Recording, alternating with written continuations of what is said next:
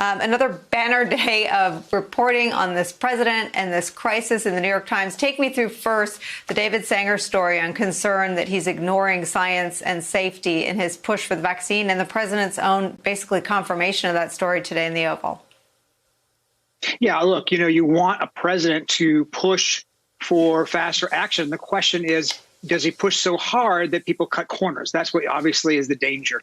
And this is, a president who has said from the beginning that a vaccine would be available soon. Those are words he used, relatively soon, even though, of course, it's going to be a year and a half away.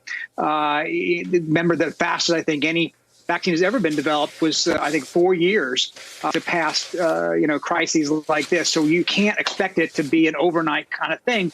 And he has promised that already to the American people. So, I think that the concern here is that politics, that the drive to get this solved, particularly before the election, alter what should be a scientific process. Dr. Rimoin, he's been pushing for a vaccine process that bypasses science out loud and on TV. Here he is in March doing just that. So you're talking over the next few months, you think you would have a vaccine? Correct. No, with phase 2. Yeah. You won't have a vaccine. You'll have a vaccine to go into testing. Phase 2, yes. And how long would that take? The phase 2 will take a few months before we can go into phase 3. Oh, so you're talking within About a year. Like I've been telling you. Yeah. A year to a year. Letty is talking about 2 months. And we would be there in June. We will be there in June. In a couple of months. Yes. Right. I mean, I like the sound of a couple of months better, must be honest. So he makes no secrets, Dr. Rimoin, that his timeline is tied to a political calendar, not a testing and trial calendar. Well, you're right. Politics and pandemics are always related. But the truth of the matter is that we cannot have vaccines related to politics in terms of timing and how they get rolled out. We have to follow very serious, rigorous testing and the process. Animal studies, phase 1 studies, phase 2 studies, phase 3 studies, phase 4 studies.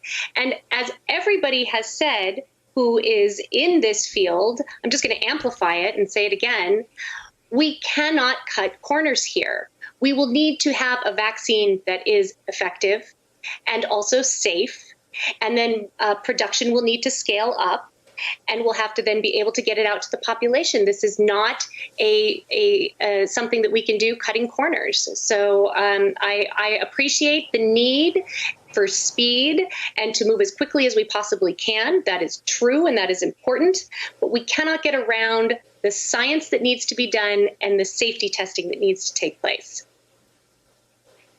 Donna Edwards, it's so on brand for Donald Trump to carry his norm-busting through to science. And shame on me for being surprised that he's doing that. He's done it in law enforcement. He's done it in intelligence agencies. He's done it in diplomacy. He's done it at World War II commemoration. So I don't know why I'm shocked anew to hear an American president in the Oval Office say, I've got an admiral and a general, but I'm in charge of the vaccine development and testing process. But shocked I am.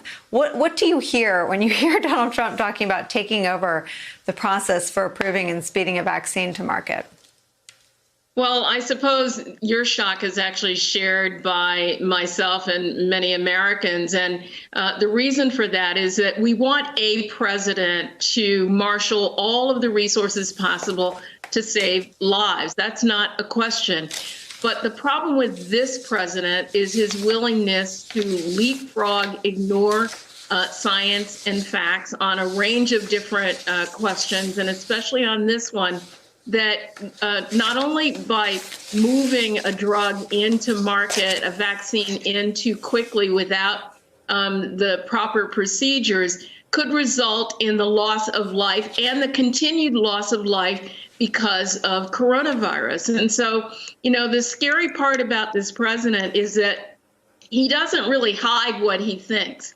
And so here we have a president who on one hand, 1 week tells you to inject disinfectant, and then the next week says, I'm going to be the one in charge of finding the vaccine. And so, we're hopeful that our Food and Drug Administration, our scientists and researchers are not going to heed the push by the President of the United States to jump over top of where the science takes us.